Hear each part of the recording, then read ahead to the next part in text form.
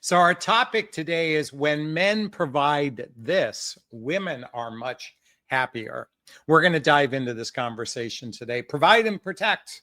It's in our biology, or so they say. But let's spend a few minutes examining this because there's a whole new currency being formed.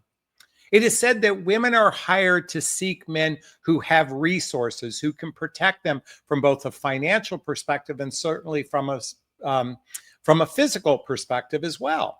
But a lot has changed in the last 50 years, let alone thousands of years where this biology exists. So I want to share with you a post I did on Facebook today. Let me read this. I'm going to pull up my phone and let's examine this. And I'm going to give you 3 things to think about in a few minutes that might change your life, whether you are a man or woman watching this video. And I'm going to tell you, for the men listening to this, women are much happier when you can embody these 3 things that I'm talking about. Okay, so my Facebook post goes like this.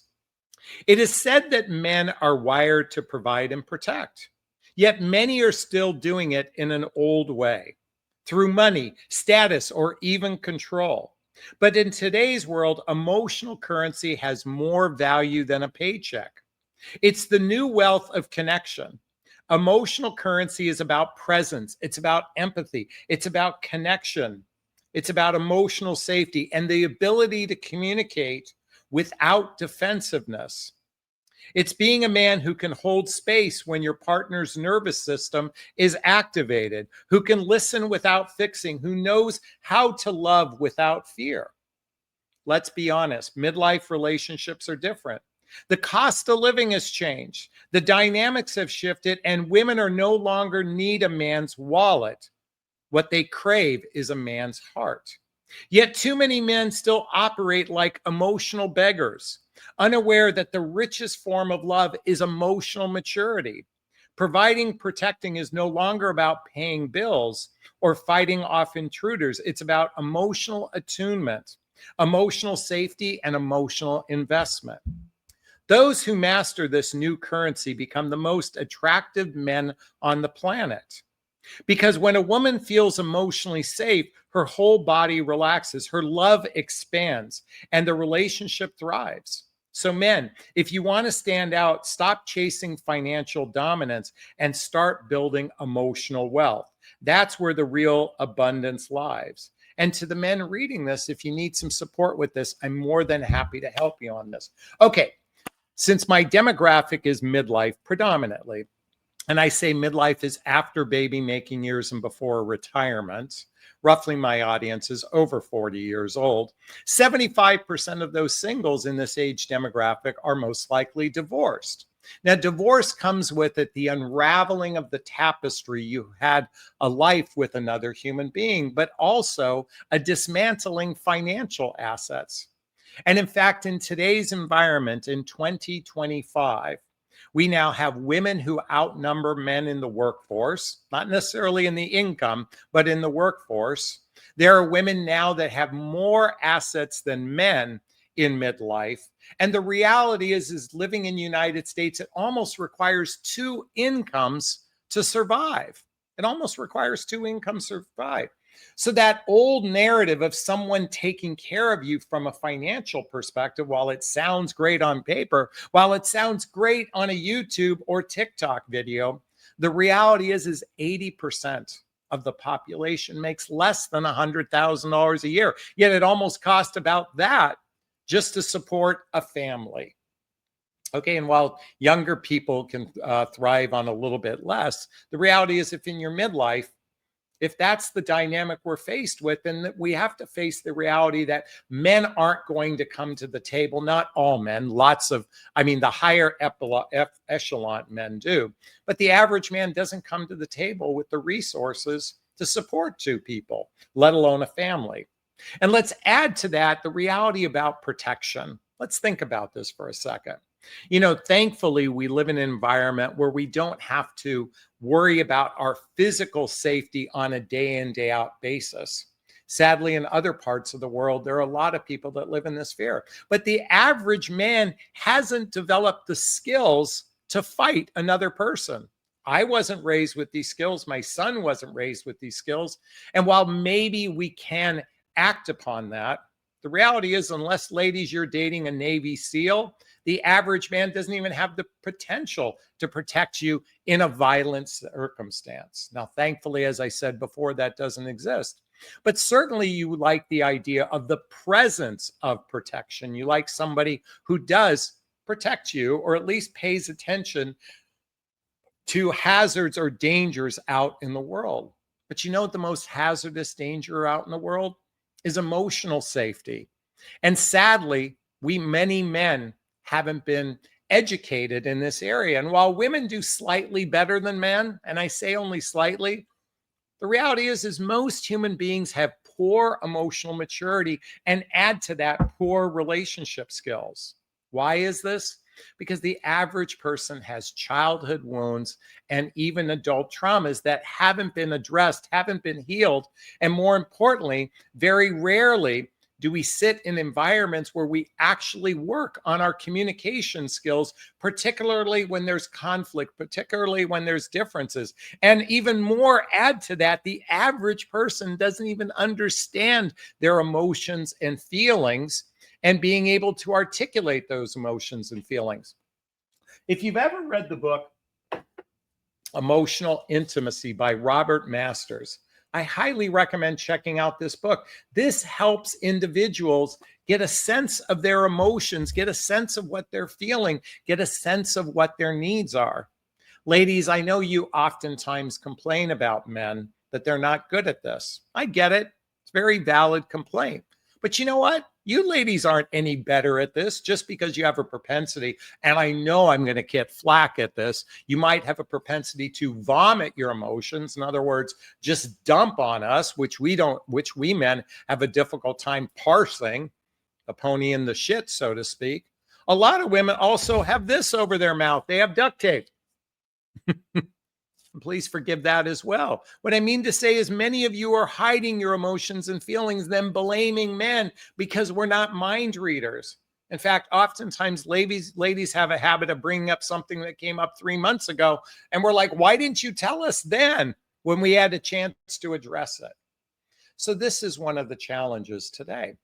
But you know what men can do outside of that? Provide, protect, because we haven't necessarily been skilled with warrior skills like fighting in the protective nature. And certainly the average man doesn't have the financial resources to actually maintain two people. And thankfully, women are in a position where you actually don't need a man from a financial perspective, or at least many of you don't need a man from that perspective.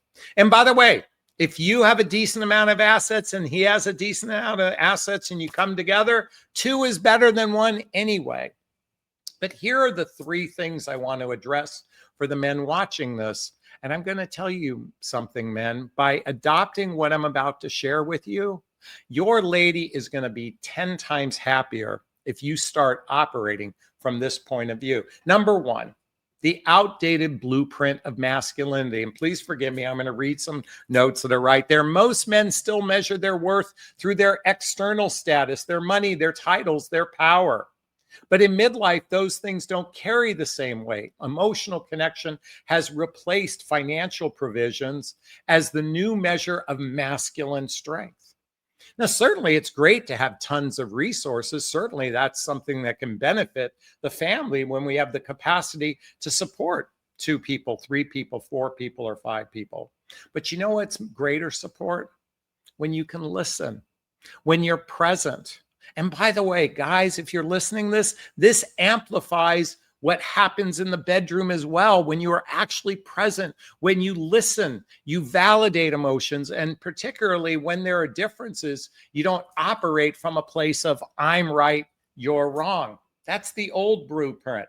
See, men have had this status for thousands and thousands of years.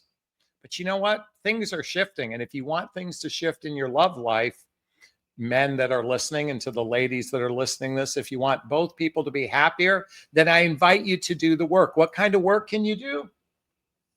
If you haven't read the book, The Hoffman Process, this is a deep dive into healing childhood wounds and adult traumas. Guys and ladies watching, and by the way, all the books I recommend are listed below. It would be so amazing if you do this inner work and understand why you have fears and insecurities, why you have negative patterns and limiting beliefs that keep you stuck. See, it's our past that oftentimes needs to be excavated, needs that emotional release work to be able to lean into something even more juicy and delicious. And please forgive that analogy for those that seem to get offended. But I love the idea of having a juicy, delicious, healthy, happy relationship. And when we've done the inner work, when we can learn the communication skills, and guys and ladies who are listening, I highly recommend reading this book. Nonviolent Communication by Marshall Rosenberg. By the way, it should have been titled Compassionate Communication. See, when we learn the communication skills, when we go from this outdated form of masculinity and really understand emotional currency, think about that for a moment, emotional currency. The person who's really done a work in this area, your emotional currency makes you a billionaire compared to lots of men out there. And by the way, there are men who are billionaires and millionaires, and their emotional currency is about like this. Actually, probably about the same size of their penises, because they needed all that money because they have a small penis. And I know I'm probably offending a few billionaires out there. I'm just saying a little tongue in cheek. But the outdated blueprint of masculinity is falling by the wayside. Women not only want more from you, but they need more from you from this emotional standpoint. And guess what happens? You're happier too. You become so happy because when you're present to an experience, you feel so much more joy. And when you can see the joy in your partner's eyes, whether you're a man or woman, because you operate from emotional maturity and good relationship skills, your relationship flourishes. And that even when you have friction, you can actually navigate it with a lot more ease. Number two, I've used this several times in this conversation. Emotional currency is the real wealth. And let me read here. Emotional currency is the ability to provide safety, empathy, presence, and deep listening. It's knowing how to regulate your emotions instead of reacting. It's being her piece instead of her project. This is how modern men provide and protect today. By the way, if any of this is resonating with you, please post a comment. I'd like to hear your thoughts. If you're a lady watching this, I am sure you're saying, yes, Jonathan, yes, yes, yes. And men, if you're reading this from women, guess what? You want to make women want you. You want your woman happier, right? Hey, it is said men want to please their woman. And here is a great way, by developing the skills instead of living in a reactive victim conscious narrative. You know, sadly, here in the United States, the vast majority of humans are living in victim consciousness instead of victor consciousness. It's so easy to blame others. It's so easy to blame society. It's so easy to blame your last relationship instead of looking in the mirror and saying, how did I contribute to my lot in life? You know, I invite every man watching this right now and woman to read this book by Gary Zukav. It's called Spiritual Partnership. By the way, all the books I recommend are listed below. This book, along with another book I'm going to recommend. Okay, so someone write that down in the comments. Well, I'll put this book, Untethered Soul by Michael Singer, and Gary Zukav's book, Spiritual Partnership. Please forgive my hands, okay, covering anything here. Why am I recommending these books? Because when you connect, men and ladies, when you connect to your divinity, when you connect to your spiritual side, you are actually become an amplifier for love, an amplifier for love.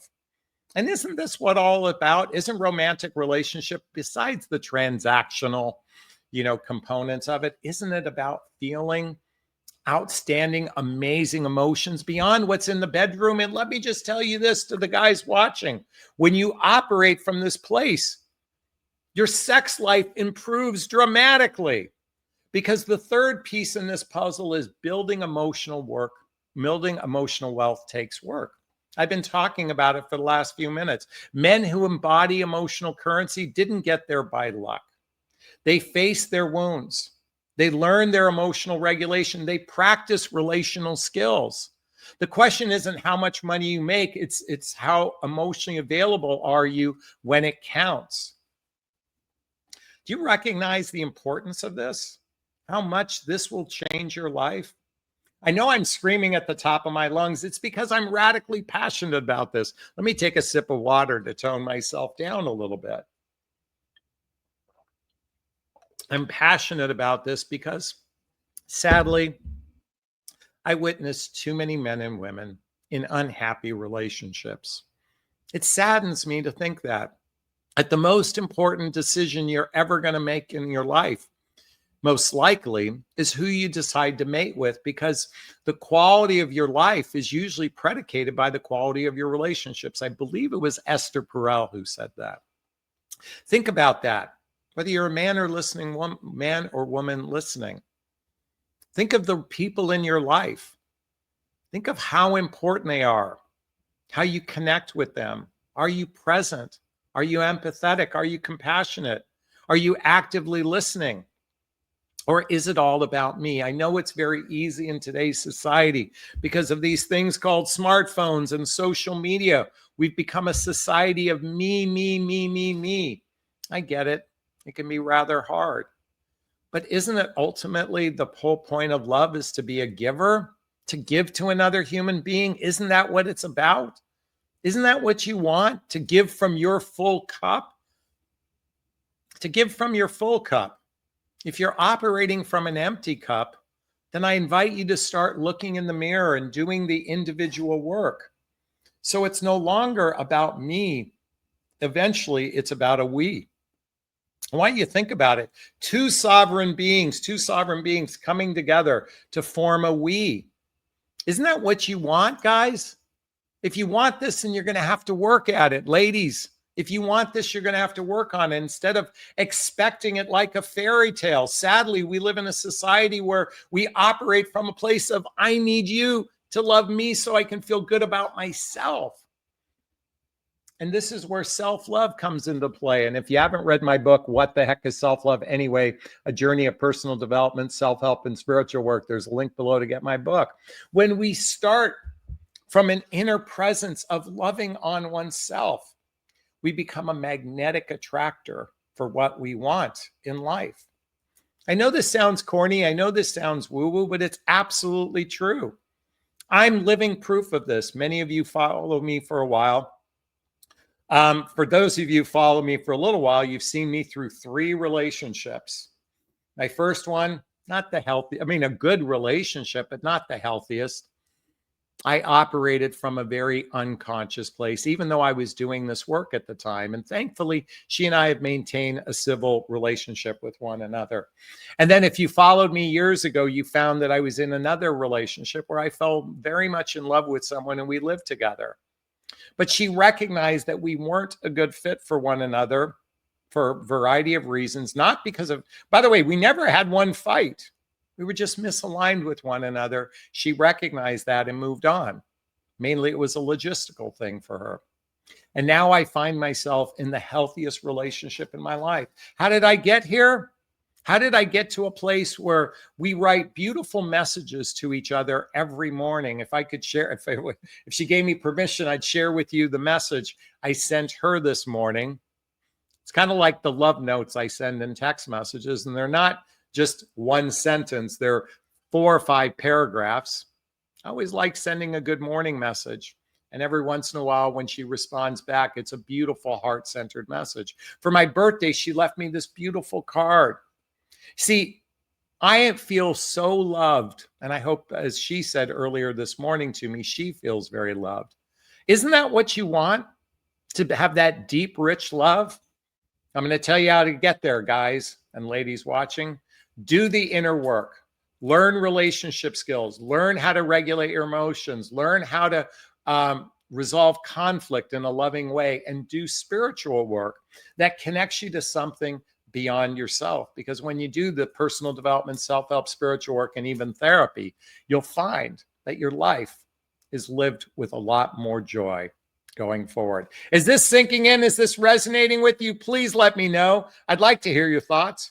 Post a comment below.